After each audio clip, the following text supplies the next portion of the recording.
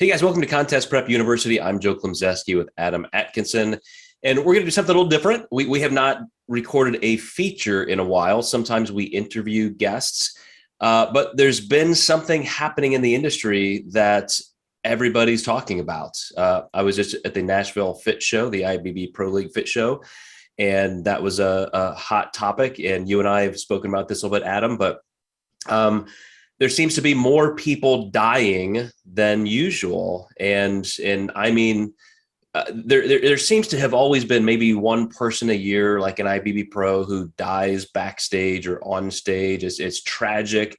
I have spoken about why this happens quite often at different conferences, science conferences, fitness camps.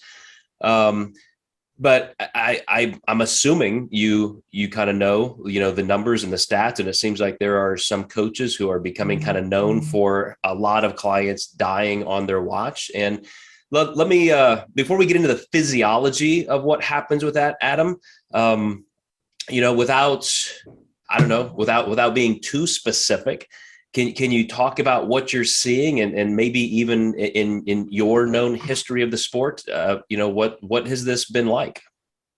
Yeah, so just recently this year, there were 2 deaths, all within, we'll say, during the peak week. Most importantly, one of the deaths was in a tanning booth backstage.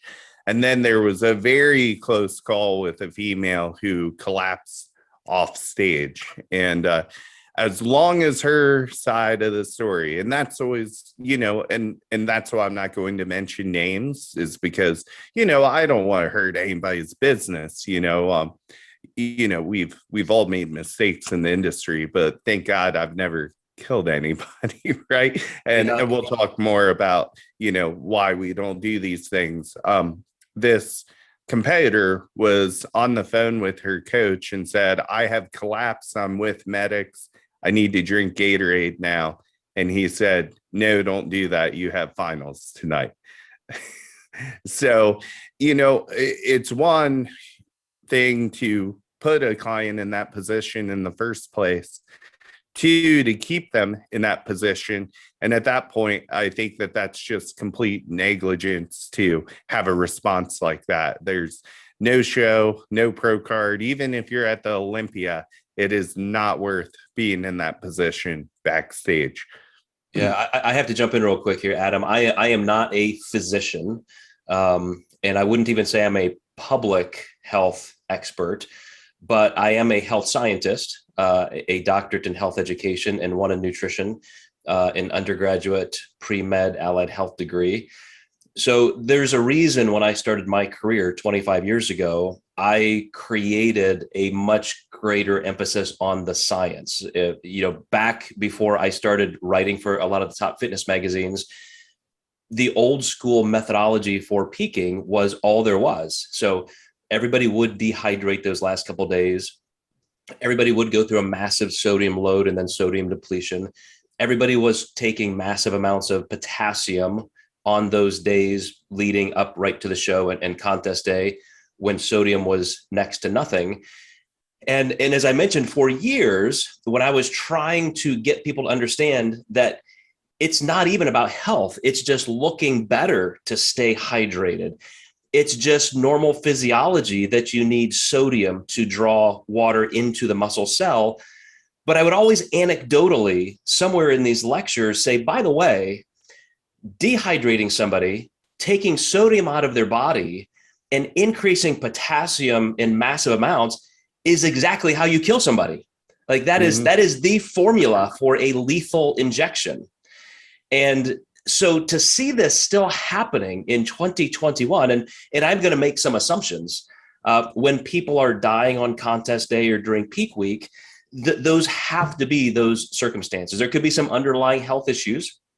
When you get into that kind of hypotension because of dehydration and lack of sodium, obviously it's not killed everybody on the planet. It's not even killed 50% of competitors over time. So there are people who may be more susceptible, perhaps even just the context of that week with less sleep. Maybe they took it even more seriously than a coach would intend. But, as as somebody who feels quite a bit of responsibility for truth telling physiologically to our clients and our listeners and viewers, I just have to say once again, this is not about just being safe. You look better when you are hydrated. You do not have to make a concession by thinking, well, if I do it this way, okay, it's a little bit safer, but it's going to hurt my chances. No, it doesn't. And maybe we can spend a little bit of time going over that toward the end of our conversation, Adam. But I just remember even back when I was maybe a teenager or in my 20s, seeing an IFBB pro die once in a while, the same thing. And it's just bizarre to me that it's still happening, even more so now. Mm-hmm. The first thing that I want to cover is even if you don't die, like it's clinically proven, a slight amount of dehydration can cause permanent kidney damage. So, when these people are doing, contests after contests like this, their health is really deteriorating, whether they know it or not. And a lot of the blood work you get from doctors aren't necessarily going to be you can check the bun and the creatinine, but there's going to be other markers that are actually, declining pretty badly that just aren't on a normal renal test when you go to your doctor. So that's one of the negative things is, this kind of gets brushed under the rug because first, a lot of coaches don't look at lab work or health markers in the first place, but two, your typical doctor isn't going to really know to look at those markers to make sure your health's not declining, show after show after show. And secondly, Jake Wood had mentioned changing judging criteria based on this death, and I understand that these guys aren't in the health field, in retrospect, they're not doctors, but just as you said, the criteria doesn't need to change. The way people think that they need to peak, people need to change. And, I think people mean well. When you look at just diuretics in general, I know one of the really common phrases that nurses use is odds make you dry. So there's a term called dry in bodybuilding, but, as you and I always say, use sodium and water to look dry. So I think these coaches hear that with drugs like, any of the diazides or, any of those ides are, they deplete potassium and they're diuretics. They pull the water out of your body. And just like you said, when you reach a certain level of dehydration, especially when that mineral profile gets low, because potassium in high amounts can cause a heart attack, in low amounts it can too. Sodium in low amounts definitely can. And, you have to be careful. And first of all, there's no real reason to use these things to reach peak conditioning. Now, the argument I'm hearing is if you're on exogenous HGH, it does make you hold more water. Well, my thought is HGH is a really long-acting drug, so why not get off of it before you compete in the first place, rather than take the most dangerous drug in bodybuilding. I'll literally come out and say, like, diuretics are the most dangerous drug in bodybuilding above insulin or anything. You said a few minutes ago that we're not going to use names, and I don't even know these people. Like, I have no idea who is doing this. I did hear some quotes, just like the one that you mentioned there. And I don't care about protecting somebody's business because a person like that should be in jail. I mean, somebody should be prosecuting for manslaughter. And that's just the truth. And I hope that happens. So people like that have no business being in the sport. It's why, even though I don't have a voice in the dietetics industry to legislatively prohibit coaching, it is still illegal in most states to do medical nutrition therapy, which would include prescribing even things down to just a macronutrient base. So as I tell coaches often, don't do anything, don't say anything that you would not be comfortable defending in court because someday you may be there. Mm-hmm. And this is a guy, I'm assuming it's a guy based on what I've heard, is somebody who should be prosecuted for manslaughter. But let's get into what you said in terms of the health complications or contraindications that people may feel. I think on a client perspective, they just think, okay, if something like that was going to happen, I'm going to get these massive symptoms. Like I would know it. And there are people who just die in their sleep because they get dehydrated, their blood pressure gets too low. You have that shift in high potassium, low sodium, and your heart just stops and you don't wake up the next day. It can happen with just walking across the stage. It's not like you're going to have this warning. If you're 65 years old with congestive heart failure or atherosclerosis, and you say, oh, I'm getting that heart attack symptom, my left arm's going numb, or I have pain in my jaw. You're talking about your heart just not having the mineral and the hydration, blood pressure support, and it will literally just stop pumping. And you can be the healthiest 25-year-old in the world, and your heart is going to stop, and now you no longer exist. All for a bodybuilding contest when it's incredibly preventable. I mean, all you have to do is the thing that makes you look better anyway, which is to stay hydrated proportionally to what you can hold in your muscle tissue, the level of glycogen that you have in the muscle at that time, whatever peaking strategy you've used. And there's just no problem. There is no risk at that point. So, I just want to say to those clients out there working with coaches who are that vociferously, dogmatically unhealthy in terms of what they're forcing you to do, and it literally comes across in force. You will not do that. This is what you will do. You need to leave that coach. I mean, that's not only an abusive relationship, but they are killing people, clearly. 1,000%. In this particular case too, Joe, they were using aldactone and Bumex. So aldactone is a sodium depleting diuretic. And then they're using Bumex, which is just a loop. So, well, I shouldn't say just a loop. It's 40 times more potent than just Lasix. So talk about just complete mineral depletion, and a lot of these coaches don't even check in on their clients that much. If this person even eats like licorice root backstage or licorice, they're dead, with that diuretic, because it's going to deplete their potassium even further. And a lot of them just don't even know the medical reasons that these drugs are being used. They just think, losing 13 pounds in, 3 days is going to make you look better. The bad thing is a lot of women fall victim to this because they just assume lighter stage weight, better look. And, me and that's not always the case.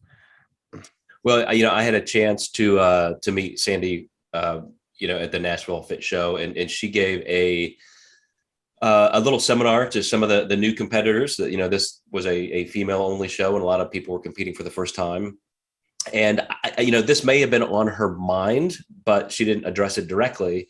She did say, with the bikini category specifically, that quote, "We do not want glute ham tie-in visibility. Like you are too lean if you are seeing that."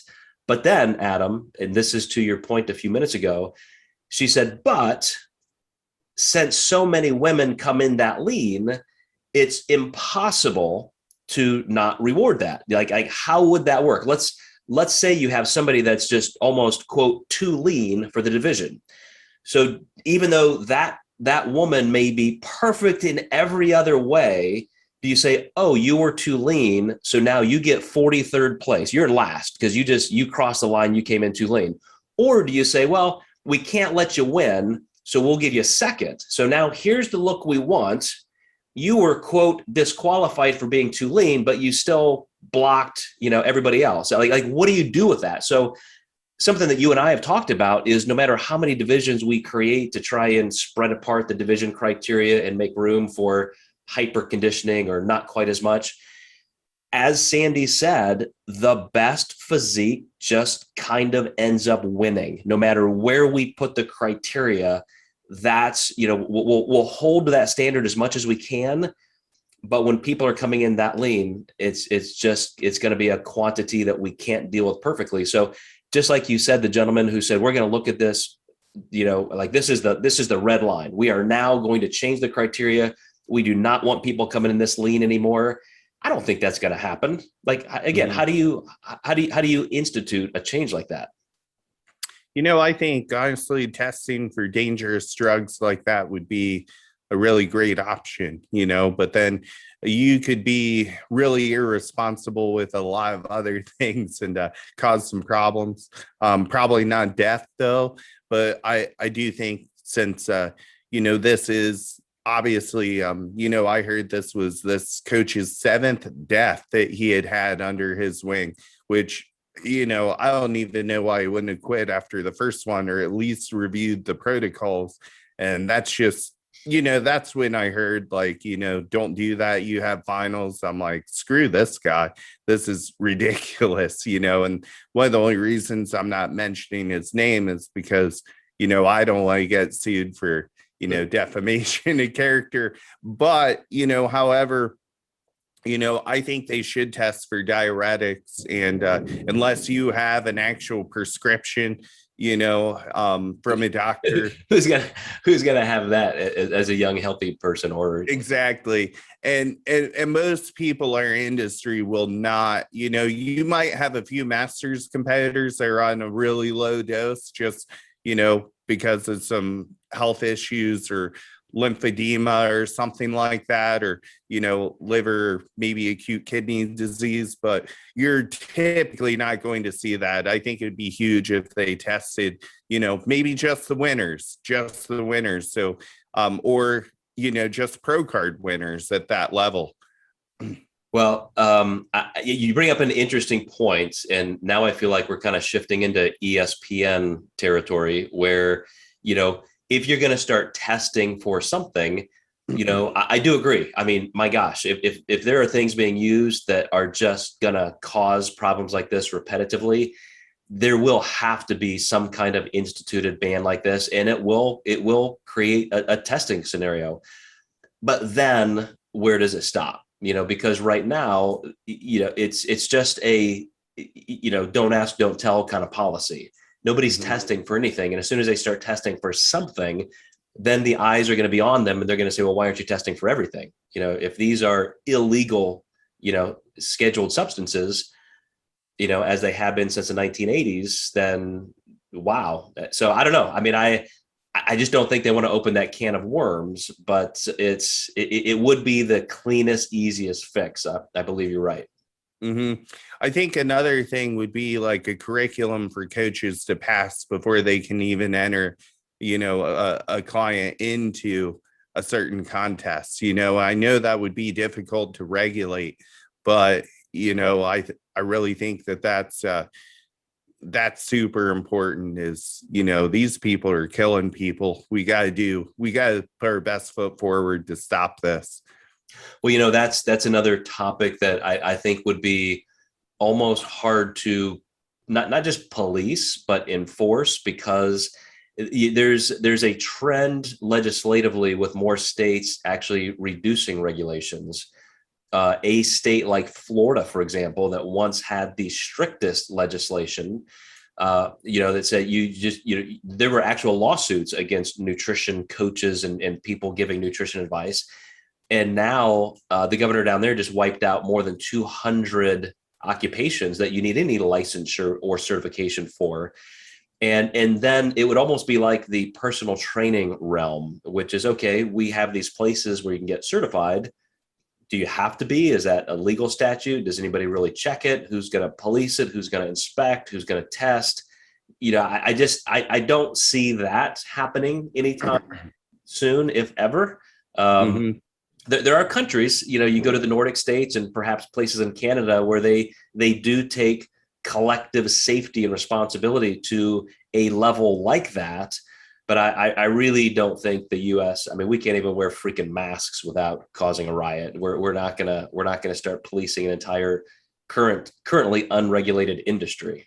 You know, I'm in one of the most strict states here. So if I didn't have a medical director, like the state board would completely be after me on, and luckily, I'm licensed and, accepted by my state board through, the diet doc, which is great. But a lot of states aren't that way. I believe that I'm not sure the jurisdiction of where this coach lives, but I can imagine, if they knew, they would be after him for sure.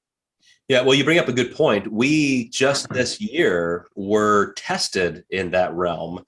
And I will say it was even in Ohio. So one of our diet doc licensed clinicians received some kind of notification from the state board that said, "Hey, you're not a registered dietitian. What's going on? You need to send us some kind of proof of competency." And so, of course, she did have that backup. She's licensed through us. She's been through our curriculum and our support and our training, and our medical director and dietetics director have signed off on all of our practices and so forth. And, submitted that, and, it was over. But I do think if even more action like that was taken, you could start at least creating a standard where people had to look at some basic level of certification.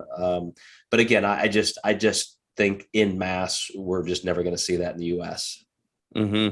I think, like you said, that's really hard to police, but there's got to be something, a conversation had. I think the higher ups need to even understand, how horrible these drugs are that these people are being given. And the judges really need to be careful with the language. When I hear judges tell my clients, you need to come in drier, it just alludes a language that can be heard wrong, because my client thinks, well, I need to cut water because this judge told me that. I'm like, no, you need to lose like 5 more pounds of body fat and you will look drier. Or we just need to hydrate more so the muscle tissues push against the skin more. This will definitely allude to our next podcast very well, which is going to be on judging language. So I won't get into that too much, but that's another problem that I see in this industry. You bring up a great point. Just by kind of standardizing some language like that, I think judges, it would clarify some things. But let's spend our last couple of minutes, Adam. And I know we have entire series and features on peaking and peak week and peaking methodology and the physiology of contest prep. But let's talk about specifically why staying hydrated and having an appropriate mineral balance does give you the best look. So explain to our audience, Adam, why somebody who's been dehydrating for 2 days, gradually to the point where maybe just sips of water the last day, what's happening to their muscle tissue versus somebody who just keeps a pretty standard amount of water in throughout, all the way leading to the show. Yeah. So it's actually coming out of the muscle tissue. So, when you're losing that water volume, you're getting smaller, and your weight's going down, but you're still holding that water in between the muscle tissue and the skin. And now the muscle tissue is retracting from the skin. Now it looks like you have even more water between the muscle and the skin, which looks like a layer of fat. So even though your weight's down 10 pounds, you're just, I always like to use this as a deflated balloon analogy, essentially. So if the balloon is your muscle, now pull the air out of the balloon, or we could even say pull the water out of the balloon, because you can make a water balloon. And, now you have this shriveled small muscle. Yeah, the balloon's lighter, but it doesn't look better. So and then also with the minerals that really control where the water goes, sodium really helps you store water in the muscle tissue. And sodium and potassium work together. Potassium can start pushing it out of the muscle tissue in too high of amounts. So, a lot of these recipes for disaster just don't make sense from a looking your best scenario either. Yeah. So What I would say, I'm going to go through the physiology for just a minute or two, but anybody watching or listening this, just look at your contest photos, compare them to how you look 2 days prior, 3 days prior, 4 days prior, and tell me how much of a genius your coach is when that coach says to take water out, drop sodium, etc. You know, you look worse. You probably look catastrophically worse. And yet, as soon as you start drinking water again, the next day or two, you instantly look better. Why is it that you always look your absolute worst on contest day? We're telling you the answer. It will not only save your life, you will look better. So as Adam is saying, too much potassium, as you start loading potassium, will create the same endemic response from your kidneys as too much sodium. You will start retaining water globally if you have too much potassium, yet you're still pulling that water out of muscle cells. And so not just out of your heart tissue, which is why these people are dropping dead, but out of your muscle tissue. So like Adam is saying, you're already dehydrated. Now you're even sucking water out internally. And so you look smaller, flatter, your skin looks thicker and just gummier. You lose every advantage you had. All you have to do is understand that water is going to flow through your body based on what your kidneys are doing regardless. Keep your sodium, potassium normal, keep your hydration normal, and then control where that water goes and by how much by controlling your carbohydrate. That's what will attract water. And so understanding that that it takes 24 to 48 hours to fully assimilate glucose in your diet into glycogen in the muscle tissue means that you have to have some kind of progressive load into the contest so you can kind of find that ceiling. Where are you still getting full without, spilling over? But you also have to leave yourself a little bit of room there so you don't reach that point and then you have no place to go. So this is why Adam and I talk so often about the progressive linear load, or staying even more linear with just a little bit of progressive push at the end. But again, I just went over something in 2 minutes that Adam and I have taken an entire series to cover. So please, if you have any questions about why you still want to keep water, how you are going to control sodium, potassium to look your best, go look at one of those series, or 2 or 3 of our series that we've done on Peak Week. And you'll find out how easy it is to not only look your best, but save your freaking life. Yeah. Most importantly, stay alive so you can compete longer and make more progression. That diuretic is not going to make you progress. It's only going to make you regress, like you said.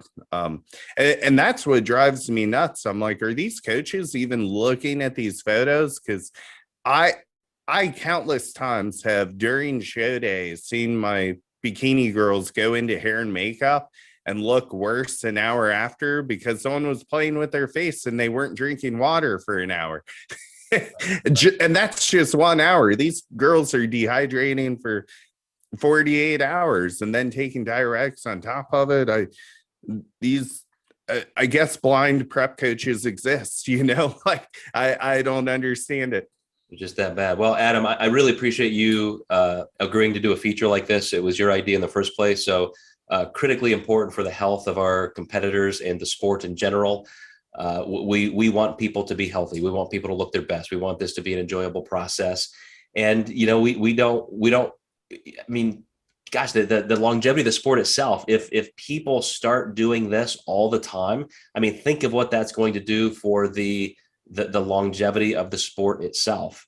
More importantly, we want you guys to be healthy. So any questions you have, anything that we can do for you on a personal level, please direct message us. We would be happy to help and make sure you can stay safe.